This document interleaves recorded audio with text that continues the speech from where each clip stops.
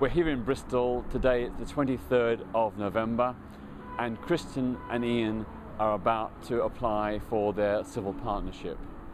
They're a straight couple who want the right to have a choice.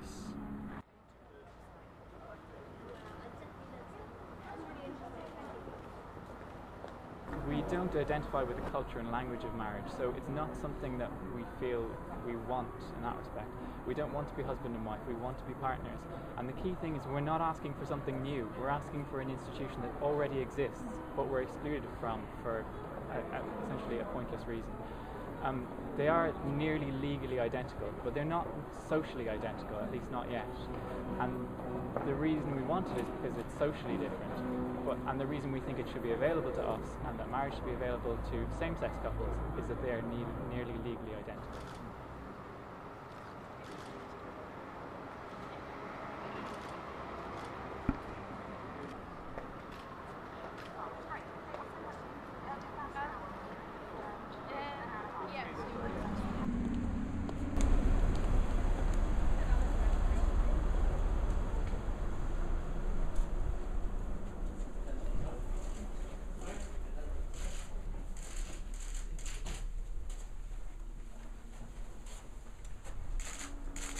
This challenge against the ban on heterosexual couples having a civil partnership is a very important, significant challenge. Ian and Kristin are applying for a civil partnership. They're going to be refused, and then we're going to take their refusal as part of a joint legal action by 8 gay and straight couples to overturn the bans on sexual orientation discrimination. Just imagine how we would feel if Black or Asian people were denied the right to civil marriage or civil partnership. I think most of us would be outraged. We'd say that was discrimination. We'd say it was racist. We'd say it was a system of apartheid. Well, that's what the ban on heterosexual civil partnerships and gay civil marriages are. These bans are a form of sexual apartheid because they segregate couples based on sexual orientation. And that surely, in a free and democratic society, is fundamentally wrong. Our application for a civil partnership was rejected because we are not of the same sex. And the institution of civil partnership is exclusively for the couples who are of the same sex. It's quite disappointing, but I think we're happy to move forward, and hopefully, because it's something we very much want. So I suppose it's a cliche, but it's kind of strengthened our resolve to an extent to just, because we know this is what we want. We went in there and we wanted it in earnest, and it's sad to have to be rejected and denied access to an institution that there is really no reason why we can't have access to.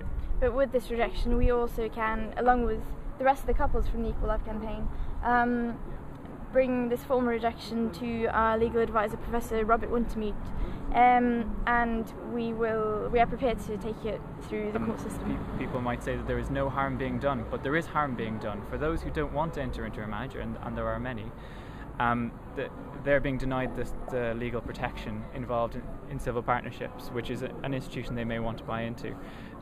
Similarly, denying people access to the language of marriage or the language of civil partnerships is doing them harm. So saying to same-sex couples that they can't get married is may be interpreted by them as saying you are not good enough for marriage, and that is doing harm, and that's damage. So for us today, what we might have gained is access to the legal protection and access to a new language and a new culture.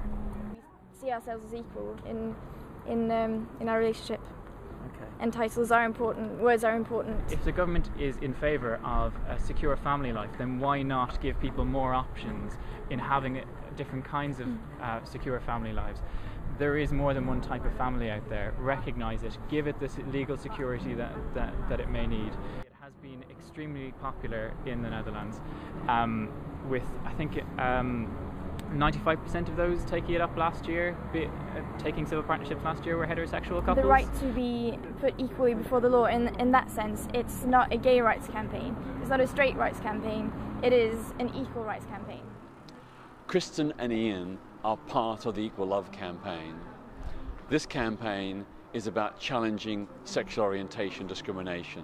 It's about saying that everyone, gay and straight, in our society should have the equal choice of a civil marriage or a civil partnership.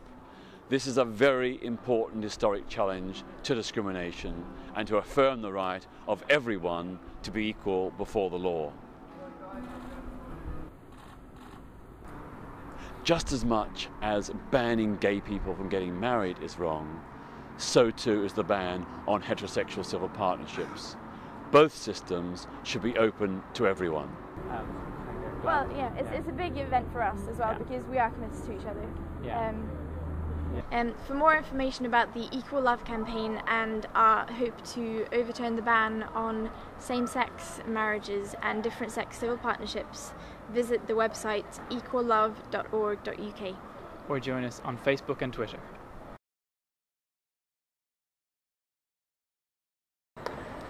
equallove.org.uk